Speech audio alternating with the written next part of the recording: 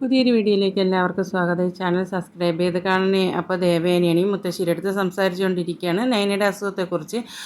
നയന ഹോസ്പിറ്റലിലൊന്നും പോകുന്നില്ലല്ലോ, അവൾക്ക് വന്ന അസുഖം മറ്റുള്ളവർക്കും വരത്തില്ലേ എന്ന് പറഞ്ഞ് അവൾക്കൊരു ചിന്തയില്ലല്ലോ എന്നിങ്ങനെയൊക്കെ പറഞ്ഞുകൊണ്ടിരിക്കും. മുത്തശ്ശി പറയാണ്, മോൾക്ക് നീ പറഞ്ഞില്ലേ തലവേദനയല്ലേ ഉള്ളൂ എന്ന്, അപ്പോൾ സാരമായി കുഴപ്പമൊന്നും കാണത്തില്ല, അതുകൊണ്ടായിരിക്കും ഹോസ്പിറ്റലിൽ പോകാത്തതെന്ന് ഇങ്ങനെ പറഞ്ഞുകൊണ്ടിരിക്കുമ്പോൾ നയനി ആദർശം കൂടി വരികയാണ്. നീ എന്താ അവളെ ഹോസ്പിറ്റലിൽ കൊണ്ടുപോകണോ എന്ന് ചോദിക്കുമ്പോൾ ആദർശ് പറയാനില്ല, അവൾക്ക് അവളുടെ വീട്ടിൽ പോയാൽ മതി എന്നാണ് പറയുന്നതെന്ന്.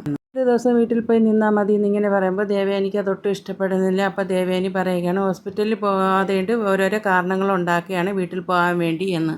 അസുഖം വരുമ്പോൾ വീട്ടിലേക്കാണോ പോകുന്നത്, എല്ലാവരും ഹോസ്പിറ്റലിലേക്ക് അല്ലേ പോകുന്നത് എന്നിങ്ങനെ ദേവയാനി ദേഷ്യപ്പെട്ട് സംസാരിക്കുകയാണ്. അപ്പോൾ മുത്തശ്ശി പറയുകയാണ്, അസുഖം വരുമ്പോൾ ചില പെൺകുട്ടികൾ അങ്ങനെയാണ്, അവർക്ക് അവരുടെ വീട്ടിൽ പോയി നിന്ന് അവരുടെ അച്ഛനെയും അമ്മയും കാണണമെന്ന് തോന്നും. കുട്ടിക്കാലം മുതൽക്കേ അവരുടെ അച്ഛനെയും അമ്മയ്ക്കല്ലേ അറിയാൻ പറ്റും അവരുടെ അസുഖത്തെക്കുറിച്ച് എന്ന്. അപ്പോൾ അവർക്കറിയാം അസുഖം വന്നാൽ എന്താ ചെയ്യേണ്ടതെന്നൊക്കെ. അപ്പോൾ അവർ ചെയ്ത് കൊടുത്തോളൂ എന്നിങ്ങനെ പറയുമ്പോൾ ദേവയാനിക്ക് ഒട്ടും ഇഷ്ടപ്പെടുന്നില്ല നയനെ വീട്ടിൽ പോകണം എന്നുള്ള കാര്യം പറഞ്ഞപ്പോൾ.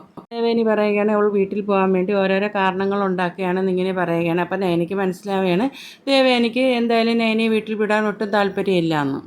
ആദർശ് ചോദിക്കുന്ന, അമ്മ അവൾ വീട്ടിൽ പോയി നിൽക്കുന്നതെന്ന് പറയുന്ന ഒരു തെറ്റാണോ, അത് അവൾ എപ്പോഴും പോകണമെന്ന് പറയത്തില്ലല്ലോ, ഇപ്പോഴവൾക്ക് വയ്യാതെ ഇരിക്കുന്നതുകൊണ്ടല്ലേ വീട്ടിൽ പോകുന്നതെന്ന് പറയുന്നത്, അത് വലിയ തെറ്റൊന്നും അല്ലല്ലോ എന്ന്. മുത്തശ്ശിയും ദേവേനിയും പറയാണ് ഹോസ്പിറ്റലിൽ പോയി കാണിച്ചാൽ മതിയെന്ന്. അപ്പോൾ മുത്തശ്ശി എന്നെ പറയുകയാണ് കല്യാണം കഴിഞ്ഞ് പെൺകുട്ടികൾക്ക് തലചുറ്റലും തലവേദനയൊക്കെ വരുന്ന സന്തോഷം നിറഞ്ഞ വാർത്തകൾ പറയാൻ വേണ്ടിയായിരിക്കും മോൾക്ക് തലചുറ്റലും തലവേദനയൊക്കെ ഉണ്ടെന്നല്ലേ പറഞ്ഞതെന്ന്. അപ്പോൾ ദേവേനി പറയണേ എൻ്റെ ഫ്രണ്ട് ഡോക്ടറുണ്ട്, അപ്പോൾ അവളുടെ അടുത്ത് കൊണ്ട് കാണിച്ചാൽ മതി, ഞാൻ അവളെ വിളിച്ച് പറയാമെന്ന് പറയുകയാണ്. എന്നിട്ട് ദേവേനി പറയണേ എനിക്ക് ഒരിക്കലും നിൻ്റെ കുഞ്ഞിനെ താലോലിക്കണമെന്നൊരാഗ്രഹമില്ല, എനിക്ക് എൻ്റെ മകൻ്റെ കുഞ്ഞിനെ താലോലിക്കണമെന്ന് വലിയ ആഗ്രഹമുണ്ടെന്ന്. മുത്തശ്ശിയും പറയാണ് ദേവാനിയുടെ കൂട്ടുകാരിയെ കാണിച്ചാൽ മതി ഹോസ്പിറ്റലിൽ പോയെന്ന്. അപ്പോൾ നയന പറയുകയാണ് മുത്തശ്ശിയും അമ്മയും വിചാരിക്കും പോലെ എനിക്ക് അങ്ങനത്തെ തലചുറ്റലും തലവേദനയൊന്നുമില്ല എന്ന്, നിങ്ങൾ വിചാരിക്കുന്ന പോലത്തെ അസുഖമൊന്നും എനിക്കില്ല എന്ന് പറയണേ നയന. നയന പറയുന്നുണ്ടായിരുന്നു ഞാൻ ഇനി ഹോസ്പിറ്റലിലേക്കും വീട്ടിലേക്കും പോകുന്നില്ല എന്ന് പറഞ്ഞിട്ട് നയന അവിടെ നിന്ന് പോവുകയാണ്. പോകുമ്പോൾ ആദർശ് ബാക്കിൽ നിന്ന് നയനയെന്ന് വിളിക്കുകയാണ്. അപ്പോൾ നയന പറയുകയാണ് അമ്മയുടെ വാശി ഇനി നടക്കാത്തതുകൊണ്ട് എന്തായാലും ഞാൻ എൻ്റെ വീട്ടിലേക്ക് പോകുന്നില്ല എന്ന്. ഇനി അമ്മയുടെ വാക്ക് ധിക്കരിച്ച് പോയാൽ അമ്മയ്ക്ക് അത് വിഷമോ, അതുകൊണ്ട് ഞാൻ വീട്ടിലേക്ക് പോകുന്നില്ല എന്ന് പറഞ്ഞിട്ട് നയന പോവുകയാണ്. നയന പോകുന്ന സമയത്ത് ദേവേനിയുടെ അടുത്ത് മുത്തശ്ശി പറയണം നിൻ്റെ സ്വാർത്ഥ താല്പര്യത്തിന് വേണ്ടി നയന മോളെ വീട്ടിൽ വിടാതിരുന്ന് വലിയ കഷ്ടമായിപ്പോയി എന്ന് പറയുകയാണ്. അപ്പോൾ ദേവേനി പറയാണ് അവൾ വീട്ടിൽ പോയി നിൽക്കുന്നുണ്ട്, എനിക്കൊരു പ്രശ്നവുമില്ല, പിന്നെ അവളുടെ പിറകെ ഇവനും പോകുമല്ലോ, അതുകൊണ്ടാണ് ഞാൻ അവളെ വീട്ടിൽ പോയി നിൽക്കണ്ട എന്ന് പറഞ്ഞതെന്ന്. ദേവേനി കുറ്റപ്പെടുത്തുകയാണ് നയനെ വീട്ടിലേക്ക് വിടാത്തതിന്. അവളുടെ വീട്ടിൽ പോയാൽ നീ അവളുടെ വീട്ടിൽ പോകില്ലേ, അതെനിക്ക് ഒട്ടും ഇഷ്ടമല്ല, അവളുടെ വീട്ടിൽ നീയും പോയി നിൽക്കുന്നു, അതുകൊണ്ട് തന്നെയാണ് ഞാൻ അവളുടെ അടുത്ത് അവളുടെ വീട്ടിൽ പോകണ്ടെന്ന് പറഞ്ഞതെന്ന്. ആദർശ് പറയുകയാണ് അമ്മ ചെയ്ത വലിയ തെറ്റായിപ്പോയെന്ന്. അപ്പോൾ മുത്തശ്ശിയും പറയുകയാണ് നീ ഇങ്ങനെ ചെയ്യേണ്ടിയിരുന്നില്ല എന്ന്. അപ്പോൾ ദേവയാനിക്കാണെങ്കിൽ നയനെ വീട്ടിൽ വിടാൻ ഒട്ടും താല്പര്യമല്ല, പിരിഞ്ഞിരിക്കാൻ പോലും കഴിയില്ല ദേവയാനിക്ക്. അപ്പോൾ മുത്തശ്ശി അത് പറയുന്നുണ്ടായിരുന്നു, നിൻ്റെ സ്വഭാവം കണ്ടാൽ തോന്നും നിൻ്റെ മരുമകളെ ഒരിക്കലും നിനക്ക് പിരിഞ്ഞിരിക്കാൻ പോലും കഴിയില്ല, അതുകൊണ്ടാണ് നീ വീട്ടിലേക്ക് വിടാത്തതെന്ന്. നയനയാണെങ്കിൽ വീട്ടിൽ പോകാൻ പറ്റാത്ത സങ്കടത്തിൽ ഇങ്ങനെ എന്തോ ചിന്തിച്ചുകൊണ്ട് നിൽക്കുമ്പോൾ നവ്യയാണെങ്കിൽ വരികയാണ്. വന്നിട്ട് ചോദിക്കുകയാണ് എന്താ നീ വീട്ടിൽ പോകണമെന്നല്ലേ പറഞ്ഞ്, എന്നിട്ടെന്താ നീ വീട്ടിൽ പോകാത്ത ഇവിടെ നിൽക്കുന്നത് എന്നിങ്ങനെ ചോദിക്കുമ്പോൾ നയനെ പറയുകയാണെങ്കിൽ ഞാൻ വീട്ടിൽ പോയില്ല, അത് ആദർശേട്ടൻ്റെ അമ്മയ്ക്ക് ഞാൻ വീട്ടിൽ പോകുന്നത് ഇഷ്ടമില്ല എന്ന്. എന്തിനാ ആദർശേട്ടൻ്റെ അമ്മയെ ധിക്കരിച്ച് ഞാൻ വീട്ടിലേക്ക് പോകുന്നത്, എന്നിട്ട് ഇനി അവിടെയും കൂടി ഒരു പ്രശ്നം ഉണ്ടാക്കണം, അതുകൊണ്ട് ഞാൻ അങ്ങനെ വീട്ടിലേക്ക് പോകുന്നില്ല. നവ്യ പറയണത് എന്തൊരു കഷ്ടമാണ്, ചില സമയം നിന്നെ മുഖം പോലും കാണണ്ടെന്ന് പറയും, എന്നാൽ ഇപ്പോൾ നിന്നെ വീട്ടിലേക്ക് പോകണ്ടെന്നും പറയുന്നത്, നീ ഒരേ സമയം നിന്നെ കാണുകയും വേണ്ട ഒരേ സമയം നിന്നെ കാണുകയും വേണം, ഇതെന്തൊരു സ്വഭാവമാണ് എന്ന് നവ്യ ചോദിക്കുകയാണ്. അപ്പോൾ നയനയാണെങ്കിൽ സങ്കടപ്പെട്ട് നിൽക്കുകയാണ്. അപ്പോൾ നവ്യ പറയുകയാണ് അവരുടെ താല്പര്യത്തിന് വേണ്ടി നീ വീട്ടിൽ പോകാതിരുന്ന വല്ലാത്ത തെറ്റായിപ്പോൾ, നീ വീട്ടിൽ പോവേണ്ടായിരുന്നു എന്നിങ്ങനെ പറയുകയാണേ. അങ്ങനെ പറയണ ആദർശേട്ടൻ്റെ അമ്മയ്ക്ക് താല്പര്യമില്ലാത്തതുകൊണ്ട് ഞാൻ വീട്ടിലേക്ക് പോകുന്നില്ല എന്നാണ് പറയുന്നത്. അതിനുശേഷം നവ്യ പറഞ്ഞ കാര്യങ്ങൾ നയന ഓർക്കുന്നുണ്ടായിരുന്നു. ഒരു സമയം നിന്നെ കാണണ്ടെന്ന് പറയും, ഒരു സമയം നിന്നെ കാണണമെന്ന് പറയും, ഇതെന്ത് സ്വഭാവമാണ് എന്നിങ്ങനെ പറഞ്ഞില്ലേ, ആ കാര്യം ഇങ്ങനെ നയന ചിന്തിച്ചുകൊണ്ട് നിൽക്കുകയാണ്. ഇതെന്ത് സ്വഭാവമാണെന്ന് അറിഞ്ഞുകൂടാന്ന് നവ്യ പറഞ്ഞത്. അപ്പോൾ ഇതിനെന്തായാലും ഇതിൻ്റെ സത്യാവസ്ഥ കണ്ടെത്തണമെന്നുള്ള തീരുമാനത്തിലാണ് നയന. അപ്പോൾ നവ്യ ചോദിക്കുകയാണ് നീ എന്തോന്നാ ചിന്തിച്ചുകൊണ്ട് നിൽക്കുന്നതെന്ന്. ഞാൻ വീട്ടിലേക്ക് പോയ ആദർശേട്ടന് എൻ്റെ കൂടെ വീട്ടിലേക്ക് വരും, അത് ആദർശേട്ടൻ്റെ അമ്മയ്ക്ക് ഇഷ്ടമല്ല, അതുകൊണ്ടാണ് എന്നെ വീട്ടിലേക്ക് വിടാത്തതെന്ന് ഇങ്ങനെ പറയുമ്പോൾ നവ്യ ചോദിക്കുകയാണ് എന്താ 2 ദിവസം നിന്നെ കാണാതെ ഇരിക്കാൻ ആദർശേട്ടന് കഴിയത്തില്ലേ എന്ന്. 2 ദിവസം പോയിട്ട് ഒരു നിമിഷം പോലും ആദർശേട്ടൻ എന്നെ കാണാതിരിക്കാൻ കഴിയില്ല എന്നിങ്ങനെ പറയുമ്പോൾ നവ്യയ്ക്ക് ഭയങ്കര സന്തോഷമാണ്. ഒരു ഭാര്യയുടെ വായിൽ നിന്നാൽ കേൾക്കേണ്ട നല്ല കാര്യമാണല്ലോ നീ പറഞ്ഞത്, ഭാര്യയുടെ പ്രസൻസ് ഭർത്താക്കന്മാർ ആഗ്രഹിക്കുന്നത് നല്ല കാര്യമല്ലേ, എനിക്ക് കിട്ടാത്തതും അതുതന്നെയാണ്. ഞാൻ എൻ്റെ വീട്ടിൽ പോയി നിന്നിരുന്നാലും അഭി പറയും അവൾ അവിടെ നിൽക്കട്ടെ എന്നേ പറയുള്ളൂ, എൻ്റെ കൂടെ അഭി വരത്തില്ല എന്ന് പറയണം. അപ്പോൾ നയന പറയാണ് എല്ലാം ശരിയാവുന്നതിന് ശേഷം നവ്യ പറയുകയാണ് എന്തായാലും ഈ സ്നേഹം ഒരു കാലം വിട്ടുപോകാതെ നീ നോക്കണം, നിങ്ങളെ തമ്മിൽ അകറ്റാൻ ഇവിടെ ഒരുപാട് പേരുണ്ട് എന്നിങ്ങനെ പറയുകയാണ്. നമ്മുടെ അമ്മായിയമ്മയാണ് അതിന് കാരണം എന്നിങ്ങനെ പറയണം. ആദർശമായിട്ട് നിന്നെ വേർത്തിട്ടുണ്ടെങ്കിൽ നിൻ്റെ അമ്മായിയമ്മ നമ്മളുടെ വീട്ടിൽ തന്നെ നിന്നോട്ടെ എന്ന് നിന്നെ പറയും. പറഞ്ഞു കഴിഞ്ഞ് പോയി തീരുമ്പോൾ നയന മനസ്സിൽ ഓർക്കുകയാണ് ഇനി എന്തായാലും ഒരിക്കലും ആദർശേട്ടൻ്റെ അമ്മ മനസ്സിൽ പോലും ഓർക്കില്ല എന്നെ ഒഴിവാക്കാൻ എന്ന്. അതിനുശേഷം അനാമികയുടെ വീട്ടിൽ വരികയാണ്. വന്നതിന് ശേഷം അച്ഛൻ്റെ അടുത്തും അമ്മയുടെ അടുത്തും പറയുകയാണ്. ഭയങ്കര ദേഷ്യത്തിലാണ് പറയുന്നത്. അനിയനന്ത് റോഡിൽ നിന്ന് സംസാരിച്ച കാര്യങ്ങളൊക്കെയാണ് പറയുന്നത്. കമ്പനിയിൽ 3 ബ്രാഞ്ചാണ് അവൻ്റെ തലയിൽ ഏൽപ്പിച്ചിരിക്കുന്നത്. അങ്ങനെ ഭാരിച്ച ജോലി ഉണ്ടായിരുന്നിട്ടും അവൻ അവൻ്റെ കാമുകിയെ കാണുന്ന സമയം അവൻ പാഴാക്കുന്നില്ല. അവൻ ഇടയ്ക്കിടയ്ക്ക് അവളെ കാണത്തന്നെ ചെയ്യുന്നു. എൻ്റെ കൂടെ ഇത്തിരി പോലെ നേരം എവിടെയെങ്കിലും വരാനോ ഒന്ന് ചിലവഴിക്കാനോ അവന് സമയമില്ല. പോരാത്തതിന് അവളിപ്പോൾ SI പോവുകയാണ്. SI ആവുന്നത് എങ്ങനെയെങ്കിലും തടയാൻ പറ്റുമോ, അല്ലെങ്കിൽ വലിയമ്മ എനിക്ക് തന്ന മാല മോഷണം പോയില്ലേ, ആ കാര്യങ്ങളെല്ലാം ഇനി പൊക്കിക്കൊണ്ട് വരുമെന്നാണ് പറയുന്നത് അനാമിക. മാല മോഷണം പോയ കാര്യം മാത്രമല്ലല്ലോ, പല കാര്യങ്ങളും ഉണ്ടല്ലോ, അതെല്ലാം അവൾ ഇനി കൊണ്ടുവരും. പിന്നെ നമുക്ക് അവിടെ ഒരു പദ്ധതിയും നടത്താൻ പറ്റത്തില്ല. അതുകൊണ്ട് എങ്ങനെയെങ്കിലും അവൾ SI ആവുന്ന തടയണമെന്നാണ് അനാമിക പറയുന്നത്. അപ്പോൾ രേവതി പറയുകയാണ് കള്ളങ്ങളുടെ കള്ളം പറഞ്ഞാണ് അവിടെ പിടിച്ചു നിൽക്കുന്നത്. ഒരു കള്ളം പറഞ്ഞാണ് അവിടെ പിടിച്ചു കയറി, പിന്നെ പല കള്ളങ്ങൾ പറഞ്ഞാണ് ഇപ്പോൾ അവിടെ നിൽക്കുന്നത്. ഇനിയിപ്പോൾ അനിയുടെ സ്വത്ത് മോഹിച്ചാണ് നമ്മളെല്ലാവരും ഈ കള്ളങ്ങളൊക്കെ പറഞ്ഞ് നിൽക്കുന്നതെന്ന്. അപ്പോൾ അനാമികയും പറയുകയാണ് ഞാനും ആ സ്വത്ത് മോഹിച്ച് തന്നെയാണ് നിങ്ങൾക്ക് കൂട്ടുനിന്നതെന്ന്.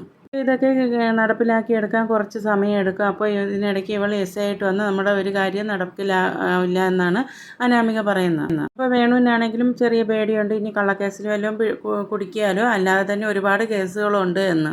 അവൾ SI ആവുന്ന എങ്ങനെയെങ്കിലും തടയണമെന്നാണ് വേണുവും പറയുന്നത്. അത് തന്നെയാണ് അനാമികയും പറയുന്നത്, എങ്ങനെയെങ്കിലും തടയണമെന്ന്. അപ്പോൾ എന്നിട്ട് പറയുകയാണ് ഇപ്പോൾ അവൾ SI ടെസ്റ്റ് പാസ്സായി എന്ന് അറിഞ്ഞപ്പോൾ കൂടുതൽ സന്തോഷിച്ച അനി തന്നെയാണെന്ന്. അപ്പോൾ അതെങ്ങനെയെങ്കിലും ഇല്ലാതാക്കണം. ഇപ്പോൾ അവളുടെ ചേച്ചിക്കാണ് അവിടെ കൂടുതൽ അധികാരം കൊടുത്തിട്ടുള്ളത്.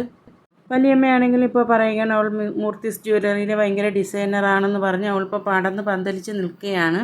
അതുകൊണ്ട് എങ്ങനെയെങ്കിലും നന്ദു SI ആവുന്ന തടയണമെന്ന് പറയുന്ന ദേഷ്യത്തിലാണ് അനാമിക അവിടെ നിന്ന് ഇറങ്ങിപ്പോകുന്നത്. അപ്പോൾ വേണുവിൻ്റെ മനസ്സിലും അതൊക്കെ തന്നെയാണ് ചിന്ത, എങ്ങനെയെങ്കിലും നന്ദുവിൻ്റെ SI പോസ്റ്റ് തടയണമെന്നുള്ള രീതിയിലാണ്. പിന്നീട് അനാമികയാണ് അനിയുടെ അടുത്ത് വന്നിട്ട് ചോദിക്കുകയാണ് നീ നേരത്തെ എവിടെയൊക്കെയാണ് പോയത്, നിനക്ക് 3 ബ്രാഞ്ചിൻ്റെ ചുമതലയുണ്ട്, നീ ഓഫീസിലൊന്നും പോകുന്നില്ല എന്ന് എനിക്ക് നല്ലതുപോലെ അറിയാമെന്ന് പറയുകയാണ്. അപ്പോൾ അനി പറയണം ഓഫീസിൽ പോകാൻ സമയമൊന്നും ആയിട്ടില്ലല്ലോ, ഇപ്പോൾ അല്ലേ സമയമായത്, അതുകൊണ്ട് ഞാൻ റെഡിയായിക്കൊണ്ടിരിക്കുകയാണെന്ന് പറയുകയാണ്. അപ്പോൾ അനാമിക ചോദിക്കുകയാണ് അപ്പോൾ നീ നേരത്തെ പിന്നെ എങ്ങോട്ടാണ് പോയെന്ന്. അപ്പോൾ അനി പറയുകയാണ് അത് ഞാൻ നടക്കാൻ പോയെന്ന്.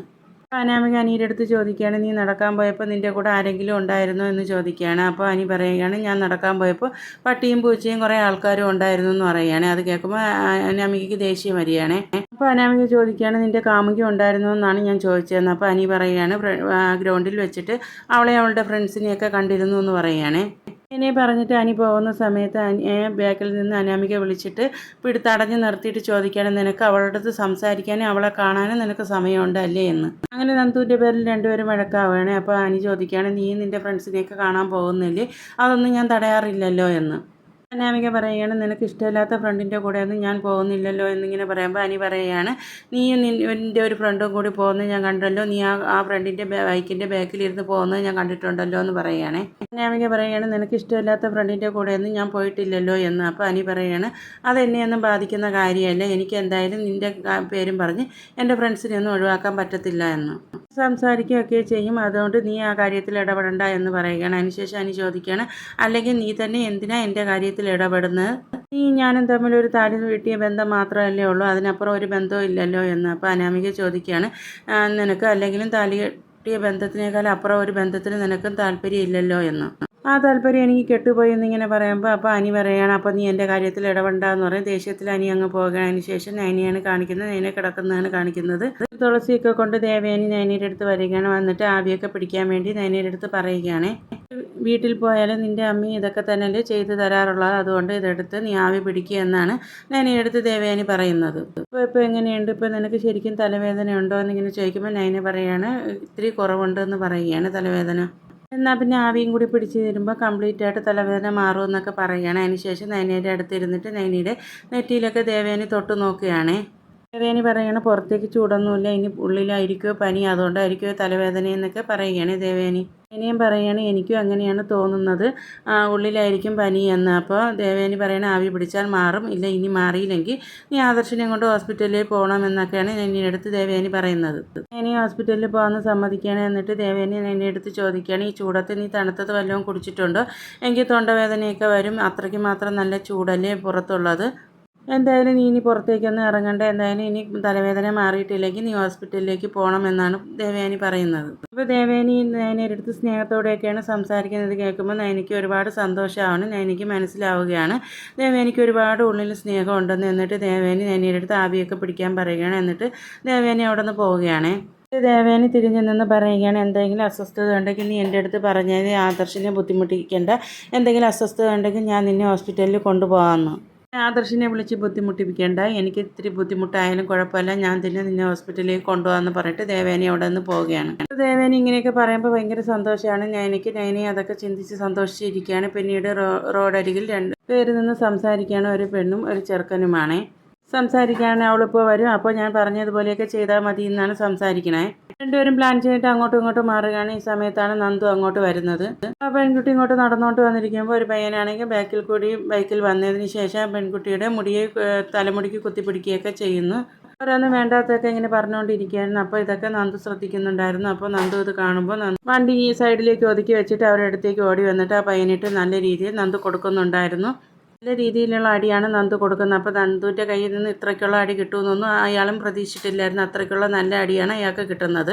അയാളെ അടിച്ച് ശരിയാക്കിയതിന് ശേഷം നന്ദു പറയുകയാണ്, നീ എന്ത് തെറ്റാണ് അവളോട് ചെയ്തതെന്ന് എനിക്കറിയത്തില്ല, എന്തായാലും നീ അവളോട് മാപ്പ് പറയണമെന്നാണ് പറയുന്നത്. പെൺകുട്ടിയുടെ മാപ്പ് പറയാൻ പറഞ്ഞിട്ടുണ്ടായിരുന്നു. ആ പെൺകുട്ടി അപ്പോൾ ഫ്രണ്ടിലേക്ക് വരുന്നുണ്ടായിരുന്നു. അപ്പോൾ നന്ദു പറയുകയാണ്, നീ എന്തിനാ അവളോട് റോഡരികിൽ മോശമായി സംസാരിച്ചതെന്ന് ഇങ്ങനെ ചോദിക്കുകയാണ്. അതുകൊണ്ട് നീ മാപ്പ് പറഞ്ഞേ പറ്റത്തുള്ളൂ എന്ന്. അപ്പോൾ എന്തിനാ മോശമായി പെരുമാറിയെന്ന് ഇങ്ങനെ പറയുമ്പോൾ അവൻ പയ്യൻ പറയുകയാണ്, ഇവൾ എന്നെ തേച്ചിട്ട് പോയതാണെന്ന് പറയുമ്പോൾ എന്തായാലും നീ മാപ്പ് പറഞ്ഞേ പറ്റുമെന്ന് പറയുമ്പോൾ ആ പയ്യനാണെങ്കിൽ ആ കുട്ടിയുടെ അടുത്ത് മാപ്പൊക്കെ പറയുകയാണ്. അതിനുശേഷം ആ പയ്യനെ അങ്ങ് വിട്ടേക്കുന്നുണ്ടായിരുന്നു. എന്നിട്ട് നന്ദു ആണെങ്കിൽ ആ കുട്ടിയുടെ അടുത്ത് ചോദിക്കുകയാണ്, നിന്നെ ഞാൻ ഡ്രോപ്പ് ചെയ്യണോ എന്നൊക്കെ ചോദിക്കുകയാണ്. ആ കുട്ടി വേണ്ടെന്നൊക്കെയാണ് പറയുന്നത്. എന്നിട്ട് നന്ദു പറയുകയാണ്, എന്തായാലും നിങ്ങൾ തമ്മിലുള്ള പ്രശ്നം എന്താണെന്നൊന്നും എനിക്കറിയത്തില്ല, ഇങ്ങനെയുള്ള പ്രശ്നങ്ങളൊന്നും കണ്ടു നിൽക്കാൻ എനിക്ക് പറ്റത്തില്ല, അതുകൊണ്ടാണ് ഞാൻ കയറി ഇടപെട്ടേ എന്ന് പറഞ്ഞിട്ട് നന്ദു ഇതെല്ലാം പറഞ്ഞിട്ട് അങ്ങോട്ട് പോവുകയാണ്. സർവീസിൽ കയറുന്നതിന് മുമ്പ് ഇതൊക്കെ ഒരു പാഠമാണെന്ന് പറഞ്ഞ് നന്ദുവിനെയും കാണിച്ചിട്ടാണ് ഇന്നത്തെ എപ്പിസോഡ് അവസാനിക്കുന്നത്.